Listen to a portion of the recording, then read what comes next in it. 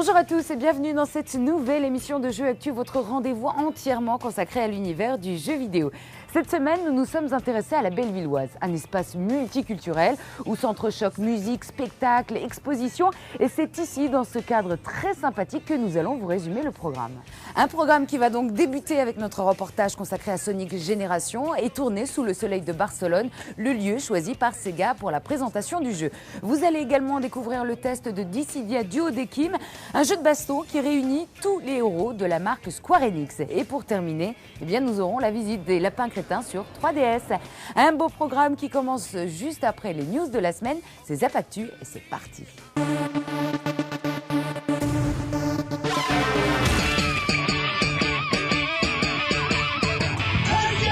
Salut à tous, bienvenue dans cette nouvelle édition de Zap Actu, le condensé des news de la semaine. Et voici sans plus attendre les temps forts. Vous n'êtes pas sans savoir que l'information la plus importante ces derniers jours n'est autre que le piratage du PlayStation Network. Après près d'une semaine de soi-disant maintenance, Sony s'est enfin décidé à avouer que son service en ligne a été victime de piratage, avec en prime le vol des données des 70 millions d'utilisateurs.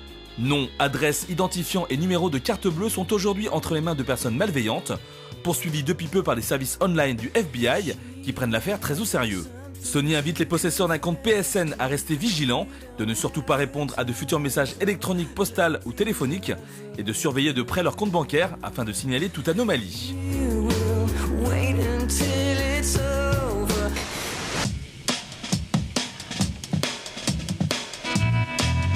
Un mois après la sortie de la 3DS, Nintendo fait ses comptes et le moins que l'on puisse dire, c'est qu'ils sont décevants. Avec 3 600 000 exemplaires vendus dans le monde, la console n'a pas atteint ses objectifs fixés à 4 millions.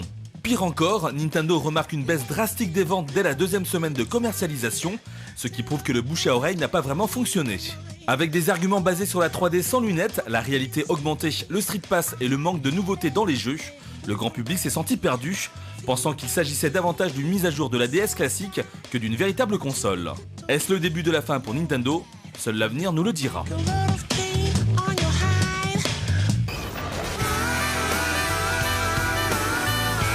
C'est sans nul doute l'événement People de l'année, voire du siècle, titrent certains journaux. Je veux bien entendu parler du mariage entre le prince William et Kate Middleton.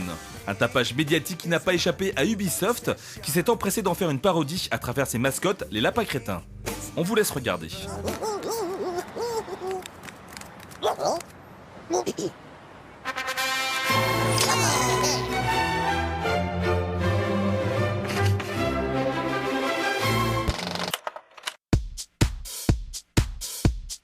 Comme promis, on vous emmène au soleil à Barcelone, plus exactement pour notre reportage consacré à Sonic Génération que Sega vient tout juste d'annoncer.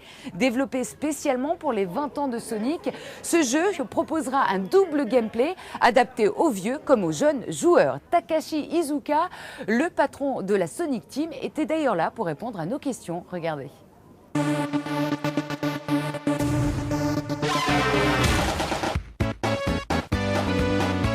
On ne dirait pas comme ça, mais cette année, Sonic fête ses 20 ans d'existence.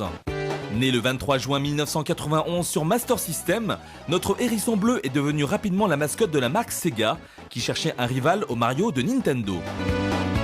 Près de 30 jeux plus tard et une réconciliation entre nos deux héros du jeu vidéo, grâce à 2 crossovers sportifs inattendus, Sega souhaite cette fois-ci rendre hommage à son icône de la plus belle des manières. Conscient que son héros s'est parfois égaré avec des expériences pas toujours très fructueuses, rappelez-vous le hérisson-garou dans Sonic Unleashed, l'éditeur japonais a décidé de revenir aux fondamentaux afin de séduire à la fois les joueurs nostalgiques et les nouveaux venus. Un pari que s'est lancé la Sonic Team avec le développement de Sonic Generation, que nous avons pu découvrir à Barcelone il y a quelques semaines.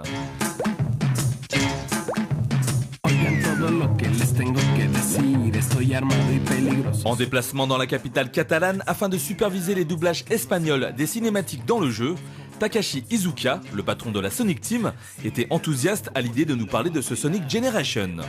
Ce dernier ne sera pas uniquement qu'un titre hommage, mais disposera également d'un scénario bien à lui, histoire de justifier la présence des deux Sonic dans la même aventure.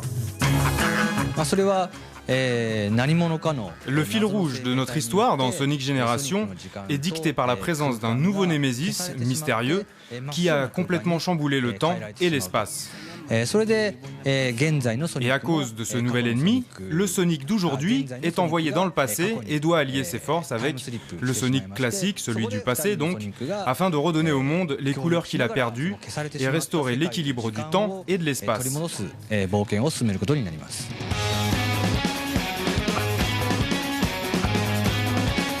Nos deux Sonic vont devoir travailler de concert pour recolorer un monde devenu blanc, et pour ce faire, chaque personnage disposera d'un gameplay bien à lui. Le Sonic classique proposera un scrolling horizontal à l'ancienne, mais modernisé graphiquement, tandis que le Sonic contemporain proposera une vue dynamique avec des sensations de vitesse vraiment impressionnantes.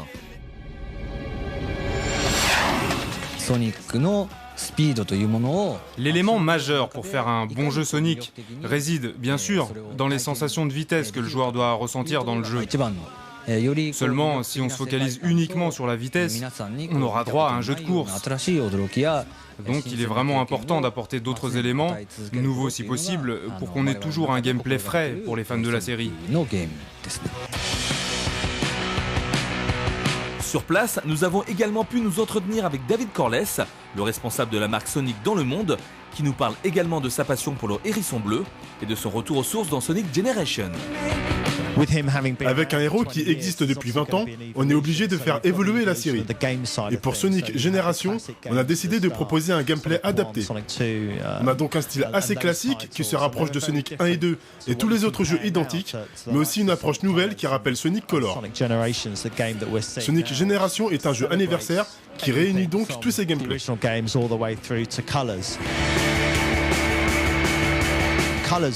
Sonic Color est un très bon exemple qui prouve qu'il était possible d'introduire de nouvelles choses dans le gameplay, comme l'utilisation de ces couleurs permettant à Sonic d'obtenir des pouvoirs. Et c'est ce genre d'évolution justement que nous devons suivre pour qu'on puisse faire évoluer la série sans pour autant trahir ses origines. Bien évidemment, en plus de nos deux Sonic, d'autres personnages de l'univers feront aussi leur apparition dans cette aventure. Comme vous le savez, les principaux personnages dans Sonic Génération sont Sonic classique et Sonic moderne. Mais étant donné que ce jeu a été développé pour fêter les 20 ans de Sonic, rassurez-vous, les amis de Sonic auront eux aussi une part importante à jouer dans l'histoire. Vous pourrez apercevoir des personnages comme Tails, Knuckles, Shadow et bien d'autres encore.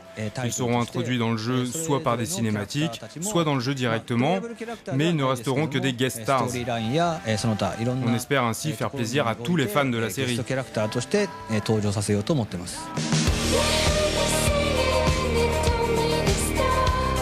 Vous l'aurez compris, avec Sonic Generation, Sega a pour ambition de séduire à la fois les anciens joueurs, ceux qui ont grandi avec Sonic dans les années 90, et les nouveaux, habitués aux derniers épisodes. Avec Sonic Génération, nous avons fait attention de conserver l'essence même de tous les différents épisodes de Sonic, pour que tous les fans de la série soient satisfaits de cet épisode anniversaire. Nous voulions être sûrs que les joueurs puissent célébrer les 20 ans de leur mascotte avec nous.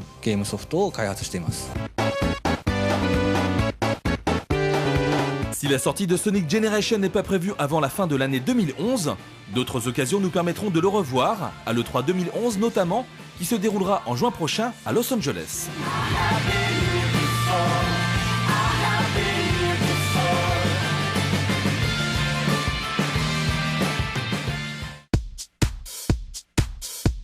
Cette semaine, nous avons aussi pensé aux possesseurs de la PSP avec le test de Dissidia Duodecim qui débarque en Europe. Pour les novices, sachez qu'il s'agit de la suite du jeu de baston qui réunit les plus grands héros de la marque Square Enix. Et d'ailleurs, pas mal de changements ont été apportés au gameplay pour cet épisode. Regardez.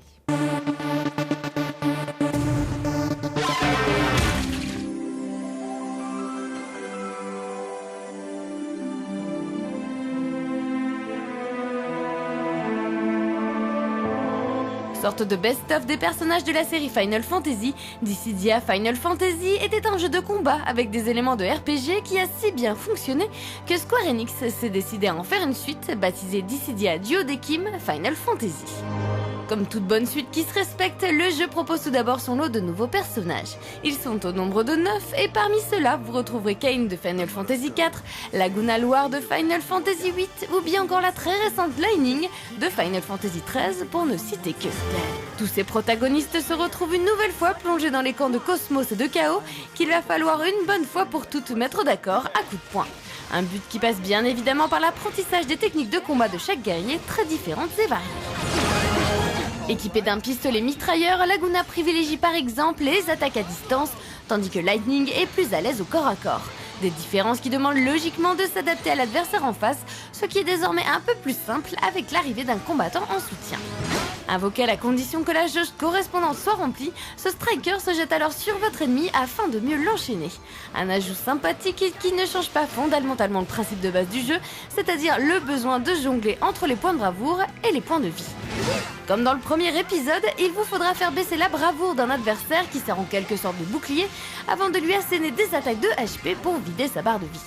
Un principe qui fonctionne toujours bien et qui oblige à mettre en place une certaine stratégie. Autre changement, il est maintenant possible de se déplacer sur une simili-map monde et d'entrer dans des donjons dans lesquels vous devez progresser pour rencontrer un boss souvent coriace. Une nouveauté cosmétique qui ne modifie pas complètement le principe de base, mais qui le rend moins austère. Toujours aussi bien réalisé avec des attaques impressionnantes qui multiplient les effets de lumière, Dissidia Duodecim Final Fantasy est également très profond avec des centaines d'objets à récupérer et des personnages pouvant être équipés de la tête aux pieds. Malheureusement, le jeu de Square Enix manque de véritables nouveautés pour s'imposer comme un hit en puissance, mais reste tout de même très agréable.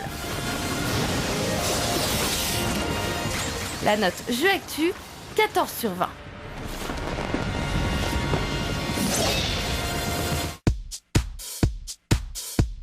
Pour finir cette émission dans la joie et la bonne humeur, place au jeu 3DS des Lapins Crétins qui débarque dans un jeu de plateforme réalisé à l'ancienne, c'est-à-dire avec des graphismes en 2D et un scrolling horizontal. Mais avec l'effet 3D relief, eh bien, les mascottes d'Ubisoft prennent justement plus de relief. Regardez.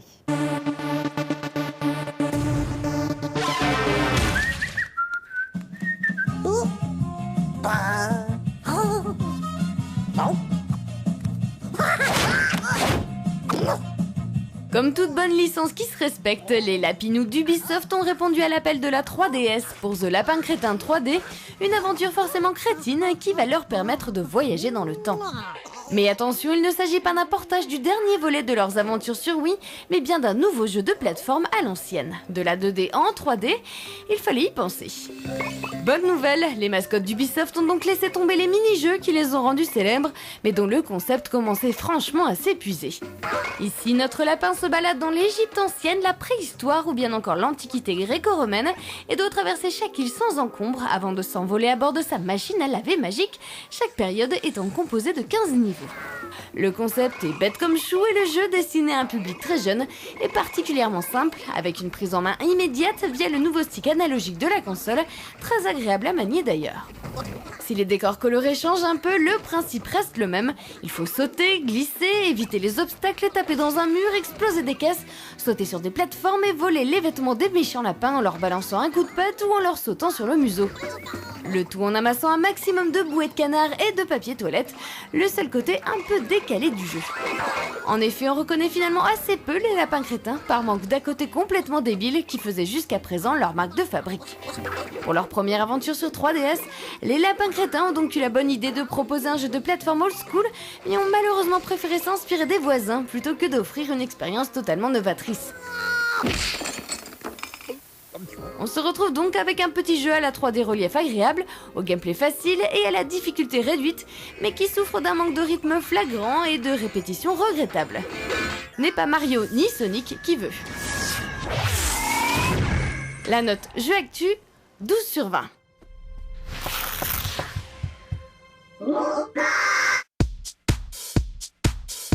Jeu Actu, c'est terminé pour aujourd'hui. Merci encore de nous avoir suivis. J'espère d'ailleurs que vous avez passé un agréable moment en notre compagnie.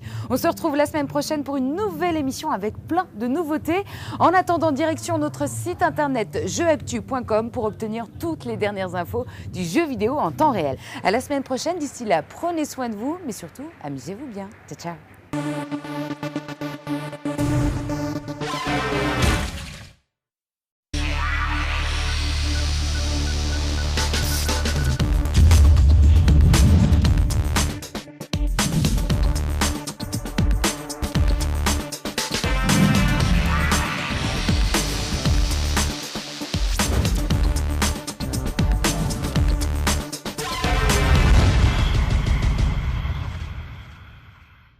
à tous et bienvenue dans cette nouvelle émission de Jeux Actu, votre rendez-vous entièrement consacré à l'univers du jeu vidéo. Cette semaine, nous nous sommes intéressés à la Bellevilloise, un espace multiculturel où s'entrechoquent musique, spectacle, exposition. Et c'est ici, dans ce cadre très sympathique, que nous allons vous résumer le programme. Un programme qui va donc débuter avec notre reportage consacré à Sonic Génération et tourner sous le soleil de Barcelone, le lieu choisi par Sega pour la présentation du jeu. Vous allez également découvrir le test de Dissidia Duodecim, un jeu de baston qui réunit tous les héros de la marque Square Enix. Et pour terminer, nous aurons la visite des lapins crétins sur 3DS. Un beau programme qui commence juste après les news de la semaine. C'est Zap Actu et c'est parti.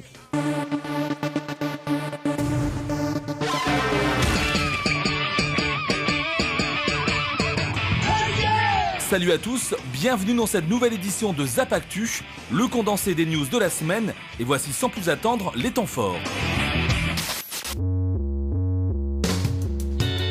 Vous n'êtes pas sans savoir que l'information la plus importante ces derniers jours n'est autre que le piratage du PlayStation Network. Après près d'une semaine de soi-disant maintenance, Sony s'est enfin décidé à avouer que son service en ligne a été victime de piratage, avec en prime le vol des données des 70 millions d'utilisateurs.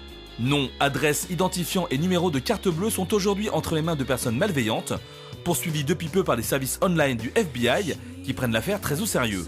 Sony invite les possesseurs d'un compte PSN à rester vigilants, de ne surtout pas répondre à de futurs messages électroniques, postales ou téléphoniques et de surveiller de près leur compte bancaire afin de signaler toute anomalie.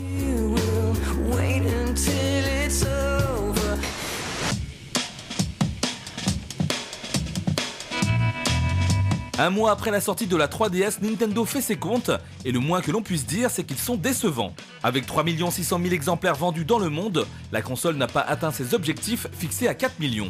Pire encore, Nintendo remarque une baisse drastique des ventes dès la deuxième semaine de commercialisation, ce qui prouve que le bouche à oreille n'a pas vraiment fonctionné. Avec des arguments basés sur la 3D sans lunettes, la réalité augmentée, le Street Pass et le manque de nouveautés dans les jeux, le grand public s'est senti perdu, pensant qu'il s'agissait davantage d'une mise à jour de la DS classique que d'une véritable console. Est-ce le début de la fin pour Nintendo? Seul l'avenir nous le dira.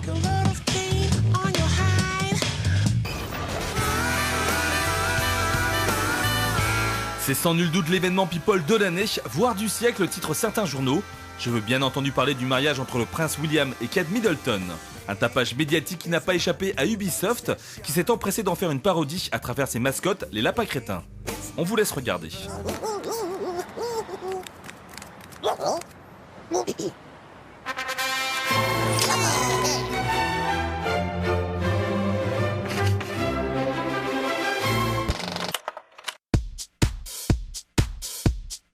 Comme promis, on vous emmène au soleil à Barcelone, plus exactement pour notre reportage consacré à Sonic Génération que Sega vient tout juste d'annoncer. Développé spécialement pour les 20 ans de Sonic, ce jeu proposera un double gameplay adapté aux vieux comme aux jeunes joueurs. Takashi Iizuka, le patron de la Sonic Team, était d'ailleurs là pour répondre à nos questions. Regardez.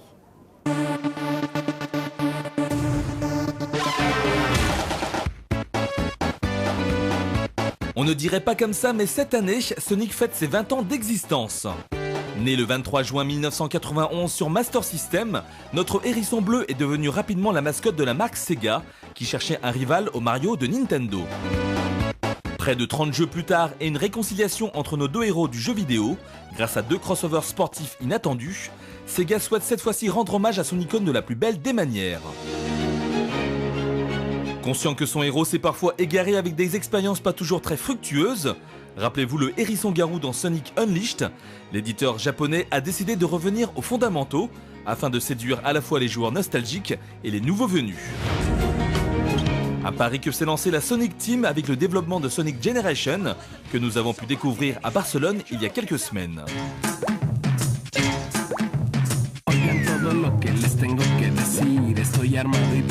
En déplacement dans la capitale catalane afin de superviser les doublages espagnols des cinématiques dans le jeu, Takashi Iizuka, le patron de la Sonic Team, était enthousiaste à l'idée de nous parler de ce Sonic Generation. Ce dernier ne sera pas uniquement qu'un titre hommage, mais disposera également d'un scénario bien à lui, histoire de justifier la présence des deux Sonic dans la même aventure. Le fil rouge de notre histoire dans Sonic Génération est dicté par la présence d'un nouveau Némésis, mystérieux, qui a complètement chamboulé le temps et l'espace. Et à cause de ce nouvel ennemi, le Sonic d'aujourd'hui est envoyé dans le passé et doit allier ses forces avec le Sonic classique, celui du passé donc, afin de redonner au monde les couleurs qu'il a perdues et restaurer l'équilibre du temps et de l'espace.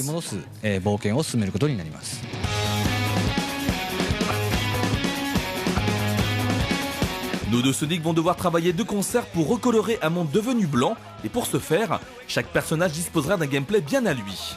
Le Sonic classique proposera un scrolling horizontal à l'ancienne, mais modernisé graphiquement, tandis que le Sonic contemporain proposera une vue dynamique avec des sensations de vitesse vraiment impressionnantes.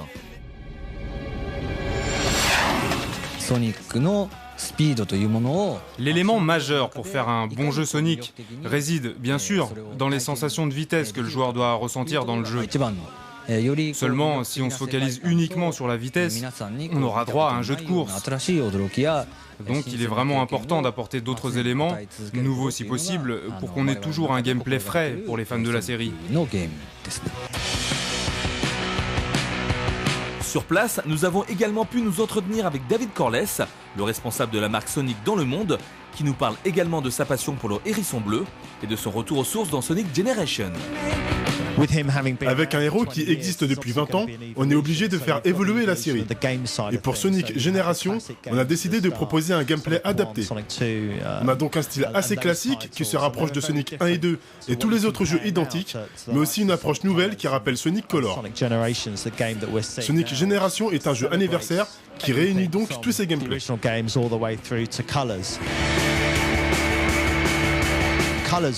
Sonic Color est un très bon exemple qui prouve qu'il était possible d'introduire de nouvelles choses dans le gameplay, comme l'utilisation de ces couleurs permettant à Sonic d'obtenir des pouvoirs. Et c'est ce genre d'évolution justement que nous devons suivre pour qu'on puisse faire évoluer la série sans pour autant trahir ses origines.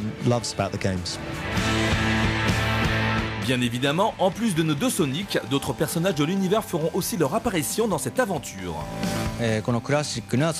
Comme vous le savez, les principaux personnages dans Sonic Génération sont Sonic classique et Sonic moderne.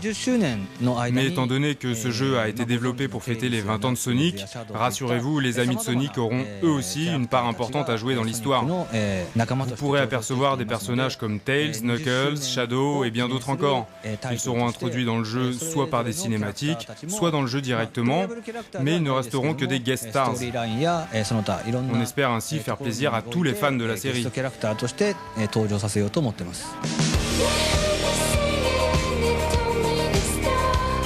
Vous l'aurez compris, avec Sonic Generation, Sega a pour ambition de séduire à la fois les anciens joueurs, ceux qui ont grandi avec Sonic dans les années 90, et les nouveaux, habitués aux derniers épisodes.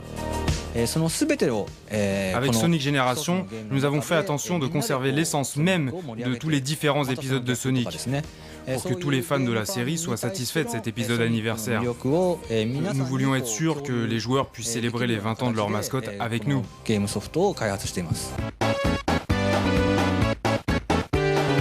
Si la sortie de Sonic Generation n'est pas prévue avant la fin de l'année 2011, d'autres occasions nous permettront de le revoir, à l'E3 2011 notamment, qui se déroulera en juin prochain à Los Angeles.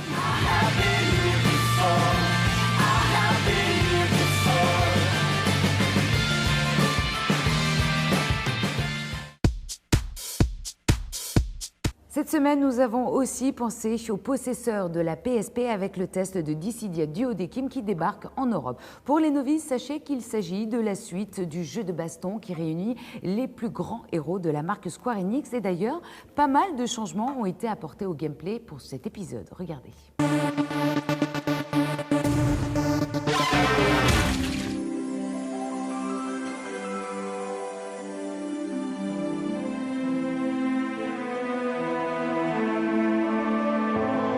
Sorte de best-of des personnages de la série Final Fantasy, Dissidia Final Fantasy était un jeu de combat avec des éléments de RPG qui a si bien fonctionné que Square Enix s'est décidé à en faire une suite baptisée Dissidia Duodecim Final Fantasy. Comme toute bonne suite qui se respecte, le jeu propose tout d'abord son lot de nouveaux personnages. Ils sont au nombre de 9 et parmi ceux-là, vous retrouverez Kain de Final Fantasy IV, Laguna Loire de Final Fantasy VIII ou bien encore